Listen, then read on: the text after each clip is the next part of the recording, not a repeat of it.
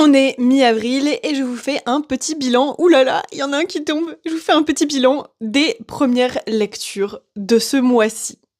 Les petits bilans lecture, c'est des formats que je faisais pas vraiment avant, en tout cas, pas sur TikTok et du coup, bah, voilà. Du coup, pour cette première moitié du mois d'avril, j'ai fini 2 romans. Je suis dans un 3e. J'ai terminé une saga de manga, donc j'ai lu les 4 derniers tomes. Voilà, et j'ai lu aussi un autre tome de manga qui était dans ma palle. Je vous présente ça tout de suite, assez rapidement. Du coup, j'ai lu le tome 2 de Land. Comme le premier, ça c'est des mangas qu'on m'a offert, c'est ma cousine qui me les a offerts pour mon anniversaire, si je dis pas de bêtises. Et j'ai bien aimé, mais franchement, sans plus, je pense pas forcément lire la suite. On verra si jamais j'ai l'occasion de l'emprunter ou un truc comme ça. En tout cas, je les achèterai pas. Voilà, c'est pas trop mon genre d'histoire. Voilà, tout simplement. Après, c'était pas nul ou quoi. C'est juste que, je sais pas. C'est pas le genre d'histoire que j'ai envie de lire. Quand je suis dans un manga, j'ai plus envie de choses doudou, mignonnes, etc.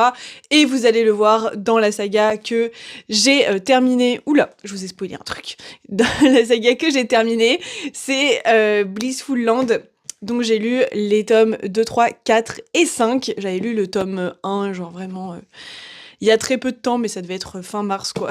Bref. Donc, dans cette saga de manga, on suit un jeune homme qui est médecin. On se place au XVIIIe siècle, si je dis pas de bêtises. 18e? Ouais, 18e, au Tibet. Il est médecin, voilà, donc bon, clairement pas le même univers que le nôtre. Et il va faire l'objet d'un mariage arrangé avec une jeune fille et on va les suivre un peu dans les premières rencontres, les premiers temps passés ensemble et puis bah évidemment le mariage. Voilà. Pourquoi ça fait ça là? C'est chiant.